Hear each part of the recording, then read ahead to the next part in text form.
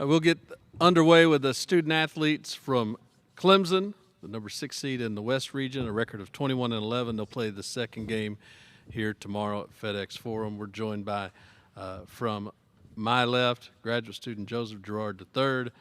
In the center is senior P.J. Hall, and then to the far side, redshirt senior Chase Hunter. We'll open it up for questions for the student athletes. Again, if you'll raise your hand, we'll get you a microphone and start with your name and affiliation and the student athlete where you're directing your question. Jason Munns with the Commercial Appeal here in Memphis. Welcome back, first of all. You guys were here just a few months ago, and that's kind of what I was going to ask you about. Did that go through your mind at all when the announcement was made where you were going and stuff? And then how do you feel about coming back and playing in a building that you're sort of familiar with, but also had a little bit of bad luck on the floor there? Joseph? Yeah, I mean, I think it's especially in March, you want to look at all the little things to kind of give you a little bit of an advantage, and I mean, you can kind of look at that to our, like I said, our advantage. And but in the end, you got to still play the game, go out there. But it definitely was a little bit good for us to have some familiarity with where we're going, familiarity with the arena, obviously the hoops, all that kind of stuff. So definitely gives us a little bit of an advantage. But at the end of the day, you still got to go out and play. All right. Hey guys, Mike Barber, Richmond Times-Dispatch. Good to see you. If all three of you could answer this from your own perspective, with the transfer portal, with everything that goes on in college basketball, we see fewer guys spending 4 years in college, 4 years at one school. What do you think of that trend, and how have you personally kind of chosen your paths for how you've done things? Let me start with Chase and work this way. Yeah, I mean, I think it all depends on the player. It all depends on, the school and, what they go through in their career. I'm a person that's been at Clemson for 4 years now, 5 years, and, it's been a long journey, and, I just had my own path. And I think, it just depends on the player. It depends on the school. You could go through things with coaches leaving, players leaving. And like I said, it just depends on the player and what they go through. But now with the portal, you have an opportunity to go to another school and, maximize your college career. So, like I said, it just depends on the player and what they want to do in their career. Yeah, to the same extent of what he was saying, it all depends on the player and their situation. Obviously, Joe was at Syracuse for 4 years and then had a fifth year, so it's a little different situation for getting into the portal. But, there's also situations, where to an extent there's too many guys jumping in as well. That's kind of the thing going on right now. But that's what I think has given strength to a lot of these mid-majors that they have turned into, like the JMUs and stuff, and great teams and programs, because you have these guys that are more experienced and stay there for 4 years, have a core group. If you can build that core group right now and keep them there for a while, it gets you really tight on the court. And, we have some guys here that have been here for a while. Me, Chase, Ian Shefflin's been here for 3 years. Alex Hemingway, who's not playing right now, but he's still a guy who's involved a lot. And so that's what's special about Clemson. We're tending to be a school that keeps guys set in stone for a while. And we're very welcoming of new guys. That's been great for us this year, and it's nice to have that. And at the same time, it's also a great thing to have guys for 4 years. Yeah, I think these guys both hit it right on the head. I think it's different for everybody. And me personally, my path was a little bit different. I graduated from Syracuse. My coach decided to retire, and obviously playing for Coach Boeheim, there's nothing like it. So once that happened, COVID was kind of like a blessing in disguise. You get another year and another opportunity, and I said, why not? Let's explore something else. And obviously, Clemson was the best choice for me. But there's obviously pros and cons to everything. I think it's good for guys who feel like they made a decision that wasn't the best for themselves right out of high school, and it doesn't work out for them for whatever reason. It kind of gives them a second chance to go somewhere else and kind of revive their career and make something out of it. So I think there's always positives in everything, and it just depends how you look at it. Down front. This question is for any of you guys, but just how aware are you of the projections or the picks of, everybody saying New Mexico is one of the most likely to have an upset. So, I mean, do you take that in? Do you block it out? Kind of how much do you think about it? It's pretty hard not to see that kind of stuff just with all social media and stuff. But, at the same time, also after our last loss, I can't blame a whole lot of people for thinking that. But at the same time, we've had some great practice leading into this, and we know what kind of team we are. We're excited to get out there and play. And whatever it may be, 16-1, 11-6, 12-5, anybody can win on the court. And we're focused on our guys, and we're excited to get out there. Other questions for the student athletes? We can stay down here. I guess in terms of their tempo, do they remind you of anybody you played during the season, or how unique are they in terms of how fast they get up and down the floor? Yeah, I mean, I think they kind of play sort of Alabama. Quick guards, big physical bigs that can do some things. But yeah, I think they play similar to Alabama. They're a team that likes to run and get up and down. Got some quick guards that can make plays for themselves. So, I think we prepared well for them. Hey guys, Mike from Richmond again. Again, all three of you from your different perspectives. Chase and PJ, you've been at a school your entire career that's very football crazy. Joe, you came from a school that probably lives and dies a little more with basketball. How have you seen the culture at Clemson with the success that Coach Brownell has had and the success that you guys have had this year, but also in recent years? Yeah, I mean, it's been a fun year. Just because, we've had some success, and along with other sports being good, it's been a fun year for sports in general. And so, coming off a 10-win season with football last year, I was really excited for them going into this year. And, that's our main sport at Clemson. There's no denying it. And so having basketball, having a great year this year has been fun for us because, I mean, people like to say, like, oh, basketball's got a backseat or, other sports have a backseat. But at a school like Clemson where it's a small community, everybody's tight-knit, I mean, everybody's in love with Clemson sports in general. We have crazy support for our soccer teams who are national champions, softball who got added a few years ago. I mean, our gymnastics team we got added this year has been sold out every meet at our arena, and it's electric. And so Clemson Athletics has incredible support across the board, and it definitely doesn't feel like we have a backseat. So it's fun to play at Clemson for sure. Come to the center here. Also, if you are a media member on watching this via Zoom, you can raise your hand, and we will get you in as time allows. We'll go to the center. PJ or Chase, whoever wants, or both.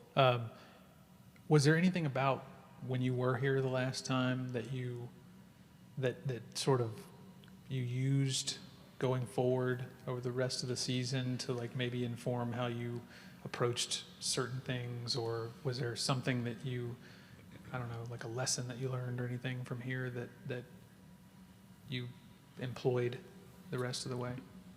I mean, yeah, I would say for me, that was the COVID year we went, so it was definitely a different experience. We were at one hotel with all the other teams. And are you talking about playing here or the? Oh, playing here. I thought you were talking yeah. about a tournament. Oh, okay, Yeah. playing here. No, I mean, like Joe said, like we said about playing here, it's like you play on the same rims, play on the same court. But at the end of the day, we just got to go out and play our best game. And I think that playing here definitely was an advantage that we played here earlier in the season. And it didn't turn out the way we wanted to, but we got another chance, another opportunity to prove ourselves. Yeah, I mean, I'd say in terms of like how the game went, one thing I thought about after that was, as it gets down to the wire with a team that, is a little bit run and jump like Memphis was, who's kind of similar to a New Mexico, probably not as fast, but, play your game, stay poised, and run your stuff. That's a big thing when you're playing fast teams. You got to stay calm, don't let yourself get sped up. That's what we kind of learned from that Memphis game, I think, and tried to employ or implore for the rest of the year. Yeah. Go right here. This is really for any of you, Avery Braxton, ABC 24 here in Memphis, but what does it feel like, especially PJ and Chase, to bring Clemson back to this stage? You guys haven't been here in a couple of years.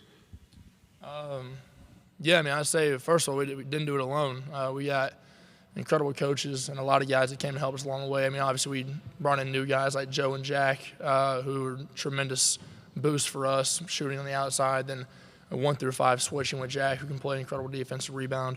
And so, I mean, I'll tell you what, it wasn't just us bringing us back, but it's been fun. It's been expected. I mean, last year we definitely felt shorted after having a great year, 14 wins in the ACC, and getting left out of the tournament. So this year it's not necessarily like, oh, we got to get to the tournament. We got to get to the tournament. That was, that's our floor. That's how we expected it. And so the whole year we were expected to come in here and play our game and make some noise. That's kind of how we thought about it the entire year with the players we have and the coaches we have.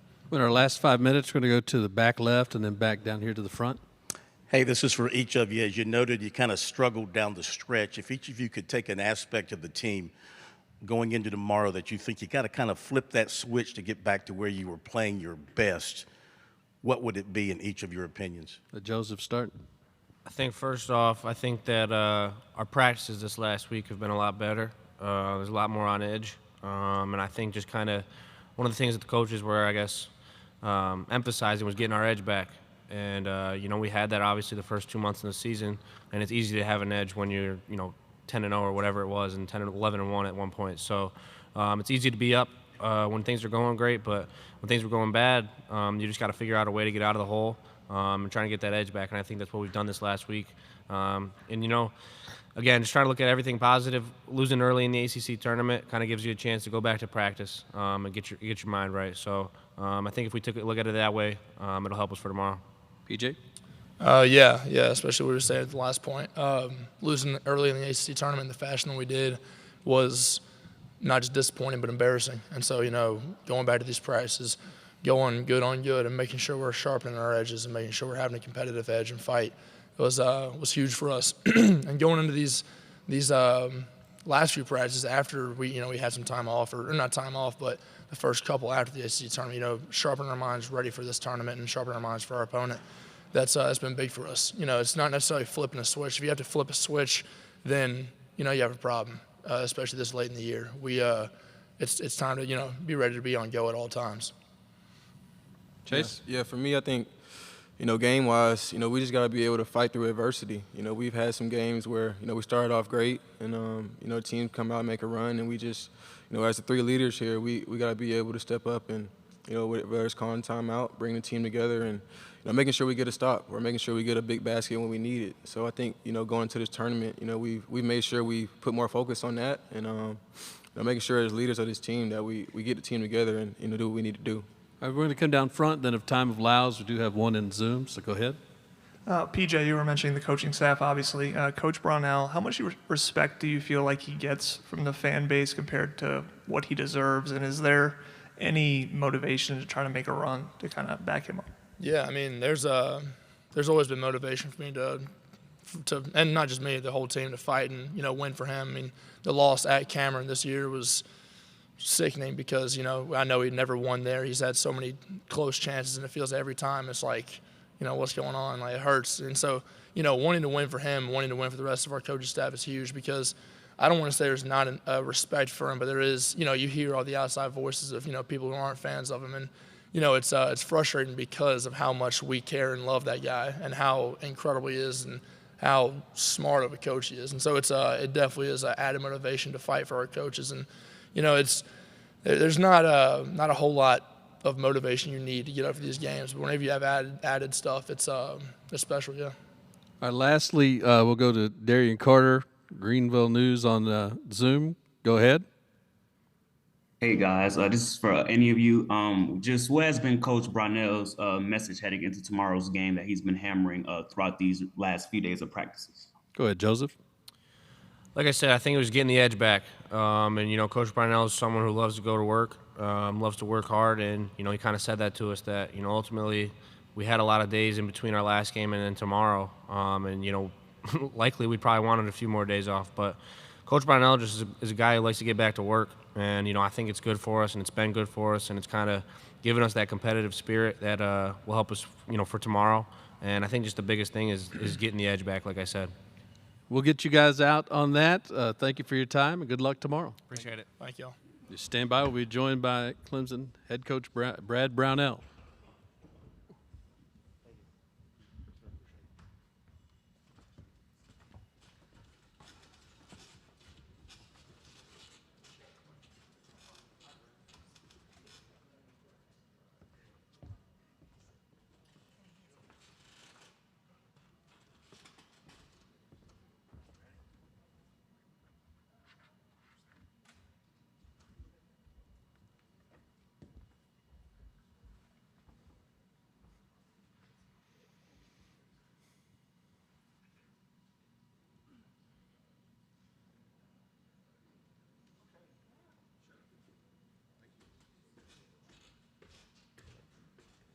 Coach, how are you? Good. Fine, thank you.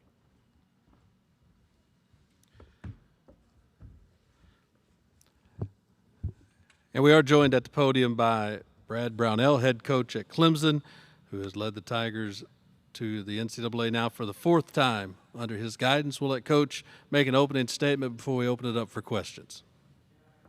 Yeah, just excited to be here.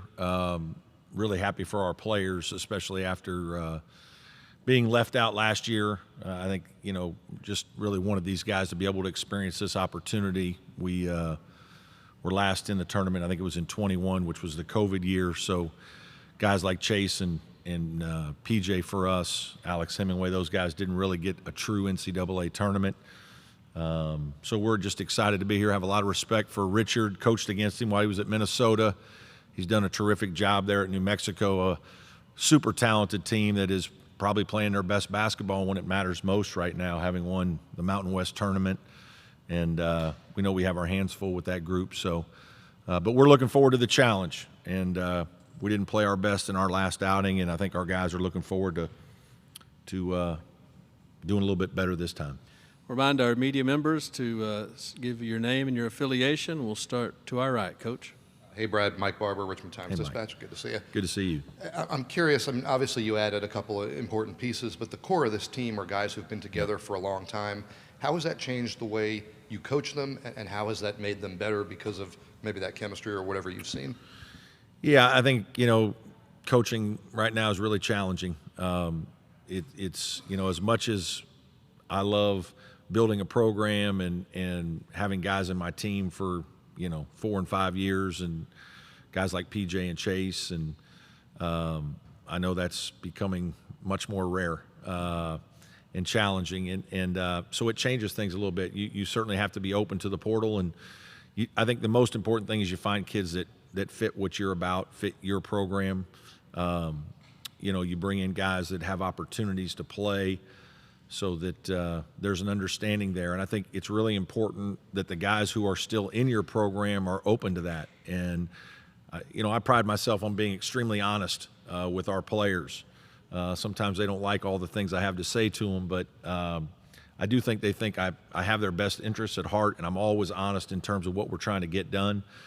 And so, we talk about bringing guys in and what we're looking to do and what that means moving forward. And, certainly the guys that we brought in this year, we knew that they were impact guys. And we thought we had a chance to have a really good team. And, Joe and Jack Clark and Boz and those guys have really done a nice job of helping our team. And they did exactly kind of what we recruited them to do. And I give a lot of credit to the guys in our program because they've welcomed those guys. And we've had a great locker room. Somebody just asked me in the back there what was the strength of our team, and I think it's our togetherness. I think we have guys that really care about one another, and I'm really proud of that, and proud of our team because of that. Down front. John Blau with the Post and Courier. Hey, John. Hey. New Mexico, asking the players, they were saying the tempo reminds them a little bit of Alabama. I mean, would you say that's accurate? Yeah. And what do you have to do well to combat that? Yeah, I mean, obviously transition, defense, rebounding are important, much like when you play North Carolina. They're an outstanding rebounding team as well. But they have great speed. Their guard play is outstanding. And that's not to take anything away from their 2 post players. The more that I've watched them, the more impressed I've been. But we've got to run good offense. We've got to take care of the ball. They're aggressive defensively in certain ways, and they'll even gamble a little bit and go for steals, and they try to block a lot of shots. They get their hands on balls. They're very active. They've been playing really hard. And so us executing, us running good stuff, us being opportunistic. It's not like we don't want to run when we have opportunities. We do. But just being smart about how we play and making sure that, we're balanced on defense and that we rebound the ball very well. Going to the center. Jason Munns with the Commercial Appeal here in Memphis. Welcome back. Thank you. How did that hit you when the news on Selection Sunday that you'd be coming back here? Yes, it was funny because we're all kind of standing there as coaches, and are we going to be in the 7-10 game here? Are we going to be in the 6-11 game there? I think we all kind of figured those were the 2 most likely scenarios. And the longer it went, obviously you get a little more anxious. But then it was like, hey, we see that Memphis is open. We've been there, right? We've played in the arena. Pretty cool. And although the game didn't end the way we wanted to, it was a heck of a game. And our guys played pretty well in spurts and shot the ball well. So, we had a great first experience here, minus the ending, maybe the last 2 minutes.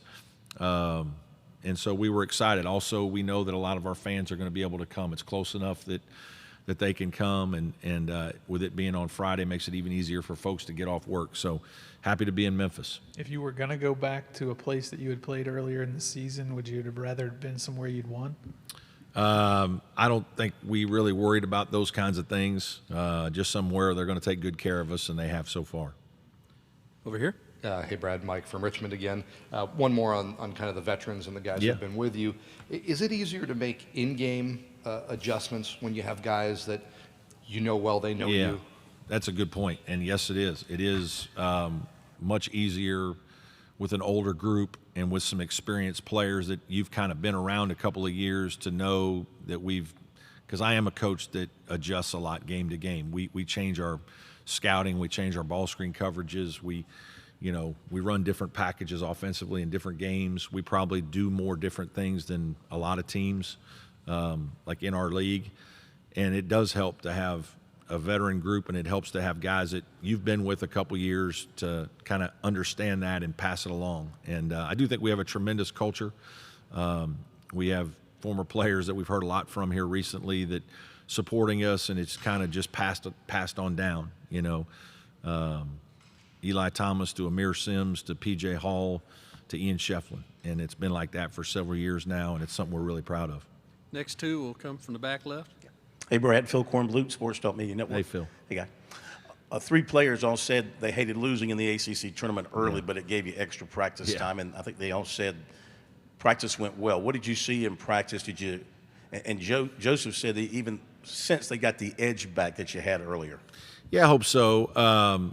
And I don't know if we've played as poorly as it's been made out by some of the media. I realize we've lost 3 out of 4, and we did play very poorly against Boston College. And some of that, I don't want to take anything away from Boston College. Boston College is playing great basketball right now and just had a really good win against Providence on the road.